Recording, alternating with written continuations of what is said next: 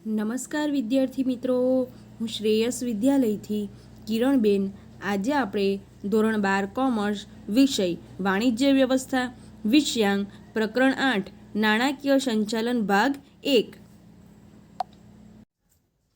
પ્રકરણ 8 નાણાકીય સંચાલન એટલે કે ફાઇનાન્શિયલ મેનેજમેન્ટ. તો વિદ્યાર્થી મિત્રો, નાણાકીય સંચાલન એટલે શું? નાણાકીય સંચાલનની લાક્ષણિકતાઓ અને નાણાકીય સંચાલનનું મહત્ત્વ વિશે આપણે વિસ્તૃત ચર્ચા કરીશું. તો કે નાણાંનું સંચાલન કરવું, નાણું ક્યાંથી મેળવવું, કેવી રીતે મેળવવું, તે પ્રકારનું આયોજન કરવું અને અંકુશ રાખવું, નાણાકીય પ્રવૃત્તિઓ પર અંકુશ રાખવો, જેને નાણાકીય સંચાલન તરીકે ઓળખવામાં આવે છે. તો વિદ્યાર્થી મિત્રો, નાણું એ ધંધા માટે રક્ત સમાન છે. કઈ રીતે? જે રીતે માનવ શરીરમાં રુધિરાભિસરણ તંત્ર હોય છે, બરાબર, રુધિરનું વહન થતું હોય છે. તો કે આ રુધિરનું વહન ન થતું હોય તો આપણે માનવ જીવનના અસ્તિત્વ વિશે કલ્પના પણ ન કરી શકીએ. તો એ જ રીતે ધંધા માટે નાણું એ રક્ત સમાન છે. નાણાં વગર કોઈ પણ ધંધો આપણે શરૂ કરી શકતા નથી. એટલે કે ધંધા માટે નાણું એ પાયાની ઈંટ સમાન છે. ધંધાના વ્યવહારોને નિયમિત ચાલુ રાખવા માટે નાણું એ ખૂબ જ જરૂરી છે. નાણું એક એવી ધરી છે કે જેની આસપાસ આર્થિક પ્રવૃત્તિઓ ફર્યા કરતી હોય છે.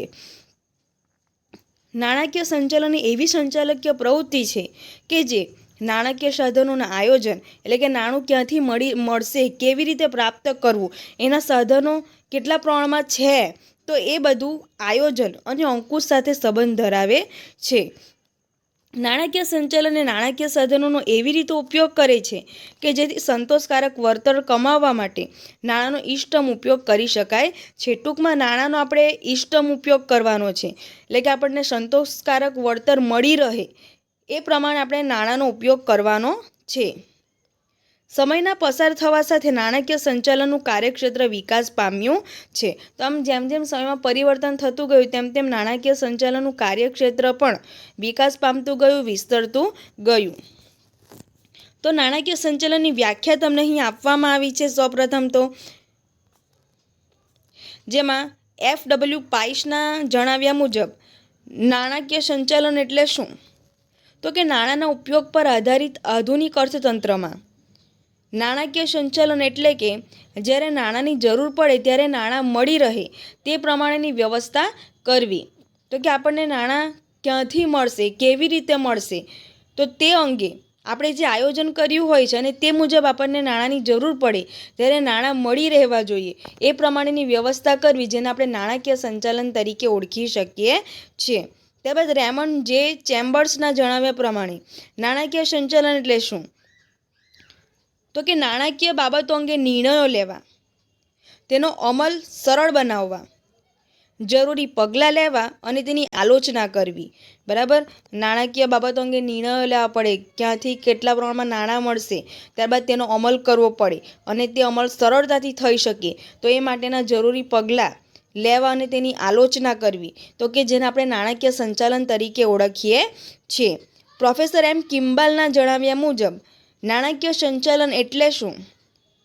તો એટલે કે ભંડોળ મેળવવું, તેનો ઇષ્ટતમ ઉપયોગ કરવો, એટલે કે સંતોષકારક વળતર મળી રહે તે પ્રમાણે ઇષ્ટતમ ઉપયોગ કરવો તથા તેની યોગ્ય ફાળવણી કરવી, તેની જ્યાં જરૂર હોય તે પ્રમાણે ફાળવણી કરવી. તો આપણો જે ધંધો છે તેમાં અલગ અલગ વિભાગો છે, એમાં કયા વિભાગ દ્વારા આપણે સૌથી વધુ ઉત્પાદન મેળવી શકીએ છીએ, તે વિભાગ પાછળ કેટલા નાણાં રોકવાની જરૂરિયાત છે, તો એ પ્રકારનું આયોજન કરવું અને તે મુજબ આપણે ભંડોળ મેળવવા અને એ ભંડોળ મેળવ્યા બાદ તેનો ઉપયોગ કઈ રીતે કરવો, એટલે કે ઇષ્ટતમ ઉપયોગ કરવો અને તેની ફાળવણી કેવી યોગ્ય રીતે કરવી, જેને નાણાકીય સંચાલન તરીકે ઓળખવામાં આવે છે. તો આ વ્યાખ્યામાંથી તમે કોઈ પણ વ્યાખ્યા લખી શકો, સિવાય કે તમને શોર્ટ ક્વેશ્ચનમાં સ્પેસિફાઈ કર્યું હોય કે પ્રોફેસર એમ કિમ્બાલની વ્યાખ્યા જણાવો નાણાકીય સંચાલનની, ત્યારે તમારે એમની જ વ્યાખ્યા લખવી પડશે. તો આ માટે તમારે એક વ્યાખ્યાની અલગથી નોટ જ બનાવી દેવાની.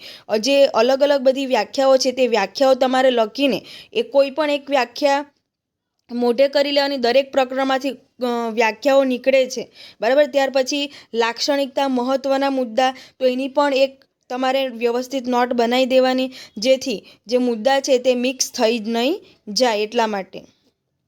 નાણાકીય સંચાલનનું ક્ષેત્ર એટલું વિશાળ છે કે જેમાં ધંધાની શરૂઆતથી જ તેના વિસ્તરણ અને અંત સુધીના ધંધાના બધા જ નાણાકીય નિર્ણયોને આવરી લે છે.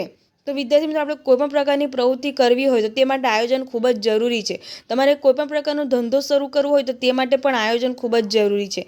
નાણાકીય સંચાલન કરવું પણ ખૂબ જ જરૂરી છે. તમે જે ધંધો શરૂ કરવાના છો અથવા તો શરૂ કર્યો છે તો એ માટે તમે નાણાકીય આયોજન કઈ રીતે કરશો, કેટલા વિભાગને કેટલા પ્રમાણમાં નાણાંની જરૂરિયાત છે અને તેને કઈ રીતે ફાળવણી કરવી, તો એ બધું આપણે અગાઉથી તેનું આયોજન કરવાનું હોય છે. તો જ આપણે નાણાંનો કરકસરપૂર્વક ઇષ્ટતમ ઉપયોગ કરી શકીશું, યોગ્ય ઉપયોગ કરી શકીશું. ત્યારબાદ તેની લાક્ષણિકતા એટલે કે નાણાકીય સંચાલનની લાક્ષણિકતાઓ કઈ છે, જેમાં પ્રથમ છે સંચાલનની શાખા. તમે જોશો કે નાણાકીય સંચાલન જે સંચાલનની જ એક શાખા છે, જેમાં નાણાંના ઉપયોગ માટે આયોજન અને અંકુશના કાર્યોનો સમાવેશ થાય છે. તો કે આપણે નાણાંનું આયોજન કરવું ખૂબ જ જરૂરી છે અને નાણાંનો ઇષ્ટતમ ઉપયોગ થાય એ માટે અંકુશ પણ રાખવો જરૂરી છે, નિયંત્રણ રાખવું જરૂરી છે. નંબર 2, વિશાળ કાર્યક્ષેત્ર. નાણાકીય સંચાલનનું કાર્યક્ષેત્ર કેવું છે? વિશાળ છે, કે જેમાં નાણાકીય જરૂરિયાતોનું અનુમાન, આપણને કેટલા પ્રમાણની નાણાકીય જરૂરિયાત છે, આપણો ધંધો નાનો છે, મધ્યમ છે કે મોટો છે, તે પ્રમાણે જે જુદા જુદા વિભાગો છે તેની નાણાકીય જરૂરિયાતોનો આપણે અંદાજ મૂકીએ છીએ, અનુમાન લગાવીએ છીએ. ત્યારબાદ તે નાણાંની પ્રાપ્તિ, તેની પ્રાપ્તિ કઈ રીતે આપણે કરી શકીશું, ક્યાંથી કરી શકીશું. મહત્તમ ઉપયોગ, તેનો મહત્તમ ઉપયોગ કઈ રીતે કરી શકીએ કે જેનાથી ઉત્પાદન વધારે થાય. યોગ્ય ફાળવણી અને તેના આયોજન તથા અંકુશનો સમાવેશ થાય છે. તો એની ફાળવણી એવી રીતે કરવી જોઈએ કે જેથી ઉત્પાદનમાં પણ વધારો મેળવી શકાય. ધંધાની શરૂઆતથી જ તેના અંત સુધીના બધા જ નાણાકીય કાર્યોનો સમાવેશ થાય છે. તો જ્યારથી આપણે ધંધાકીય એકમની શરૂઆત કરી છે ત્યારથી લઈને અંત સુધી બધા જ નાણાકીય કાર્યોનો સમાવેશ નાણાકીય સંચાલનમાં થતો હોય છે અને તેથી જ નાણાકીય સંચાલન એમનું કાર્યક્ષેત્ર એ વિશાળ છે. નંબર 3, સંચાલકીય નિર્ણયોનો આધાર. તો કે સંચાલકીય નિર્ણયોનો આધાર શેના ઉપર રહેલો હોય છે? તો કે નાણાકીય સંચાલન ઉપર રહેલો હોય છે. નાણાકીય સંચાલન પર સંચાલકીય નિર્ણયોનો આધાર રહેલો હોય છે, જેમ કે ઉત્પાદન, વેચાણ, સંશોધન વિકાસ વગેરે અંગેના નિર્ણયો નાણાકીય સંચાલન ઉપર આધાર રાખે છે. જો આપણી પાસે નાણાંનો જે પુરવઠો છે, નાણાંનું જે ભંડોળ છે તે મર્યાદિત પ્રમાણમાં હશે, પૂરતા પ્રમાણમાં હશે, તો આપણે સંશોધન પાછળ ખર્ચ કરીશું, સંશોધન વિકાસ પાછળ ખર્ચ કરી શકીશું. એ ઉપરાંત વેચાણ વિભાગ છે તે પાછળ આપણે ફાળવી શકીશું, ઉત્પાદન વિભાગ પાછળ ફાળવી શકીશું. જો આપણી પાસે નાણાંનો પૂરતો ભંડોળ કે પુરવઠો જ ન હોય તો આપણે આ બધા જે વિભાગો છે તે પાછળ પૂરતા પ્રમાણમાં આપણે તે ફાળવી શકીશું ને. એટલે કે સંચાલકીય નિર્ણયોનો આધાર એ નાણાકીય સંચાલન ઉપર રહેલો હોય છે. ઘણા એવા નિર્ણયો હોય છે કે જેનો આધાર કોના પર રહેલો હોય છે? નાણાકીય સંચાલન ઉપર રહેલો હોય છે. નંબર 4, નાણાકીય નિર્ણયો સાથે સંબંધ. રોકાણ, મૂડી માળખું અને ડિવિડન્ડ નીતિ અંગેના નિર્ણયો સાથે નાણાકીય સંચાલન સંબંધ ધરાવે છે. નિર્ણય પ્રક્રિયામાં નાણાકીય સંચાલન આધુનિક ગાણિતિક પદ્ધતિઓનો ઉપયોગ કરે છે. તો આપણે ક્યાં રોકાણ કરવું, કેવી રીતે રોકાણ કરવું, ત્યારબાદ જે આપણી કંપની છે તેનું મૂડી માળખું કયા પ્રકારે રાખવું, ડિવિડન્ડ અંગેની નીતિ વગેરે પ્રકારના નિર્ણયો છે તેની સાથે નાણાકીય સંચાલન સંબંધ ધરાવે છે. માલિકના મહત્તમ આર્થિક કલ્યાણનો હેતુ. ત્યારબાદ લાક્ષણિકતામાં માલિકના મહત્તમ આર્થિક કલ્યાણનો હેતુ. માલિકના મહત્તમ આર્થિક કલ્યાણ માટે નાણાકીય સંચાલન 2 અભિગમો અપનાવે છે. નંબર 1, નફાનું મહત્મીકરણ. નંબર 2, સંપત્તિનું મહત્મીકરણ. તો આ 2 પ્રકારના અભિગમો અપનાવે છે, નફાનું મહત્મીકરણ અને સંપત્તિનું મહત્મીકરણ. તો આ બધા જે લાક્ષણિકતાના જે મુદ્દાઓ છે તમારે યાદ રાખવાના છે, શોર્ટ ક્વેશ્ચનમાં પણ પૂછાઈ શકે. નંબર 6, ચાવીરૂપ સ્થાન. નાણાકીય સંચાલન એ સંચાલકીય પ્રવૃત્તિ છે અને ધંધાકીય એકમના વ્યવસ્થાકીય માળખામાં ચાવીરૂપ સ્થાન ધરાવે છે. શા માટે ચાવીરૂપ સ્થાન ધરાવે છે? કારણ કે આપણે કોઈ પણ ધંધાકીય પ્રવૃત્તિ કરવી હોય તો તે માટે નાણું એ ખૂબ જ જરૂરી છે. બરાબર, જે રીતે આપણા માનવ શરીરમાં રુધિરાભિસરણ તંત્ર દ્વારા રુધિર જે કાર્ય કરે છે એ જ પ્રકારે ધંધાકીય એકમમાં પણ જે નાણું છે તે રક્ત સમાન કાર્ય કરે છે. તો કે રક્ત વિના આપણે કલ્પના પણ નથી કરી શકતા. એ જ રીતે ધંધાકીય એકમમાં પણ નાણું વિના કલ્પના કરવી મુશ્કેલ છે. નંબર 7, સંચાલનના અન્ય વિસ્તારો સાથે સંબંધ. સંચાલનના અન્ય વિસ્તારો એટલે કયા કયા? તો ધંધાકીય એકમની મોટાભાગની પ્રવૃત્તિઓ જે કે ઉત્પાદન, વેચાણ, બજાર સંશોધન વગેરે નાણાં સાથે સંકળાયેલી હોય છે. નાણાકીય સંચાલનમાં પૂરતા પ્રમાણમાં ભંડોળ હશે તો ઉત્પાદન નીતિ કયા પ્રકારની રાખવી કે જેથી ઉત્પાદન આપણે વધારી શકાય. વેચાણ નીતિ કયા પ્રકારની અપનાવી. ત્યારબાદ બજાર સંશોધન, બજારમાં કયા પ્રકારની ચીજવસ્તુ પૂરી પાડવાથી માંગમાં વધારો થશે વગેરે પ્રકારના નિર્ણય ઘડતરમાં વધારે પરિવર્તન રહેશે. આ અર્થમાં નાણાકીય સંચાલન એ સંચાલનના જુદા જુદા વિસ્તારો જેવા કે ઉત્પાદન સંચાલન, બજાર સંચાલન, કર્મચારી સંચાલન સાથે સંબંધ ધરાવે છે. તો આ રીતે નાણાકીય સંચાલન એ વિવિધ વિસ્તારો સાથે સંબંધ ધરાવે છે. વિવિધ વિસ્તારોમાં ઉત્પાદન સંચાલન, બજાર સંચાલન અને કર્મચારી સંચાલન વગેરે સાથે સંબંધ ધરાવે છે. નંબર 8, 2 ભાગમાં વિભાજન. નાણાકીય સંચાલનને 2 ભાગમાં વહેંચી શકાય છે. કયા કયા 2 ભાગોમાં? તો કે કાયમી મૂડીનું સંચાલન અને કાર્યશીલ મૂડીનું સંચાલન. તો કે કાયમી મૂડીના સંચાલનમાં કાયમી મિલકતો જેવી કે મકાન, યંત્રો, જમીન, પ્લાન્ટ, મશીનરી વગેરેના વિસ્તરણ માટેના આયોજનનો સમાવેશ થાય છે. જ્યારે કાર્યશીલ મૂડી એટલે કે રોજબરોજની, બરાબર, કાર્યશીલ મૂડીનું સંચાલન એટલે કે રોજબરોજના ખર્ચાઓ માટે ખૂબ જ જરૂરી હોય છે. તો આ રીતે નાણાકીય સંચાલનને 2 ભાગમાં વહેંચી શકાય છે. કાયમી મૂડીનું સંચાલન અને કાર્યશીલ મૂડીનું સંચાલન. ત્યારબાદ બીજો ટોપિક છે નાણાકીય સંચાલનના હેતુઓ. તો વિદ્યાર્થી મિત્રો, આપણે નાણાકીય સંચાલનના અભિગમમાં મુખ્યત્વે 2 પ્રકારના અભિગમો વિશે ચર્ચા કરી કે નફાના મહત્મીકરણનો હેતુ અને સંપત્તિના મહત્મીકરણનો હેતુ. તો કે માલિકના મહત્તમ આર્થિક કલ્યાણના મુખ્યત્વે 2 પ્રકારના અભિગમો આપણે જોયા, જેમાં પ્રથમ છે નફાના મહત્મીકરણનો હેતુ. તો કે વિદ્યાર્થી મિત્રો, નફાનું મહત્મીકરણ એટલે શું? તો કે કંપનીની આવક મહત્તમ કરવી. જે કંપનીની આવક છે તે શું કરવી? મહત્તમ કરવી, એટલે કે વધારો કરવો આવકમાં. કંપનીમાં રોકાણ કરનારાઓ મહત્તમ ડિવિડન્ડ મેળવવાની આશાએ કંપનીના શેર ખરીદે છે. લોકો કંપનીના શેર, જે શેરહોલ્ડરો છે તે કંપનીના શેર શા માટે ખરીદતા હોય છે? કારણ કે તેઓને કંપની દ્વારા વધુ ડિવિડન્ડ મળે તે પ્રકારની તેઓ આશા સેવતા હોય છે અને એટલા માટે તેઓ કંપનીના શેર ખરીદતા હોય છે.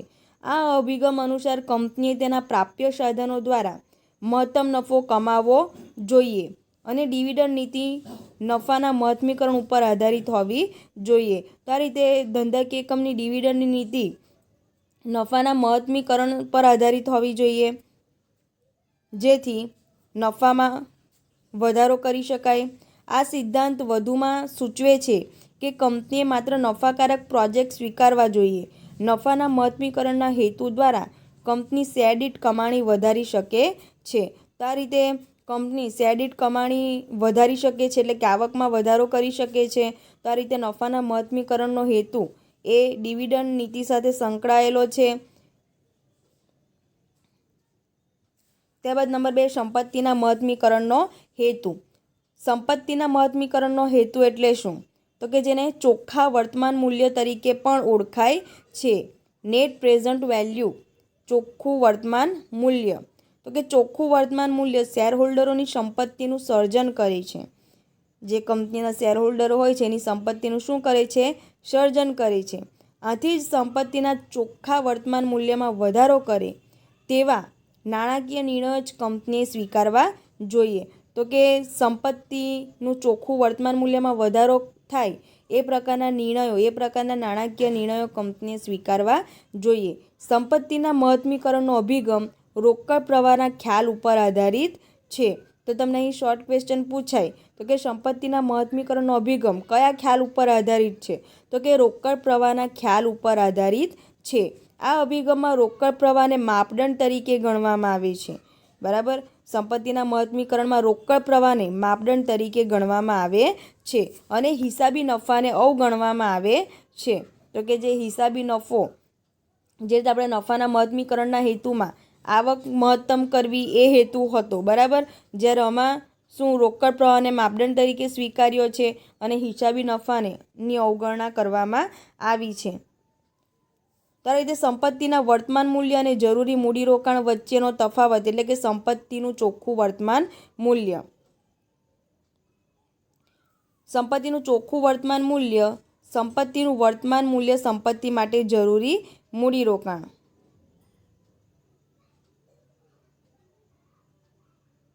તો આ રીતે સંપત્તિનું ચોખ્ખું વર્તમાન મૂલ્ય બરાબર સંપત્તિનું વર્તમાન મૂલ્ય માઇનસ સંપત્તિ માટે જરૂરી મૂડી રોકાણ. નાણાકીય સંચાલને એવા નાણાકીય નિર્ણયો લેવા જોઈએ કે જેથી કંપનીની સંપત્તિ મહત્તમ બને. બરાબર, તો કેવા પ્રકારના નાણાકીય નિર્ણયો લેવા જોઈએ કે જેથી કંપનીની સંપત્તિ શું મહત્તમ બને.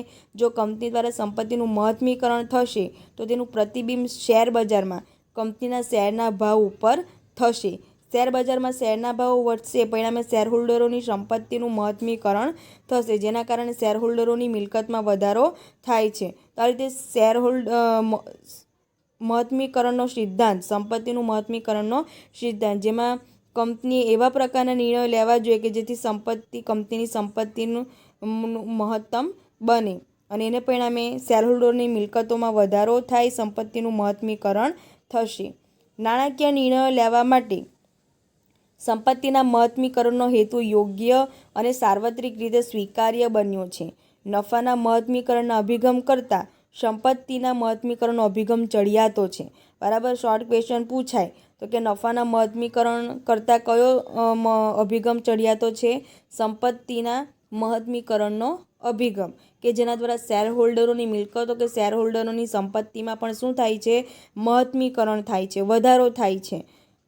પ્રોફેસર સોલોમન સંપત્તિના મહત્મીકરણના હેતુની તરફેણ કરે છે. કયા પ્રોફેસર? પ્રોફેસર સોલોમન એ સંપત્તિના મહત્મીકરણની તરફેણ કરે છે.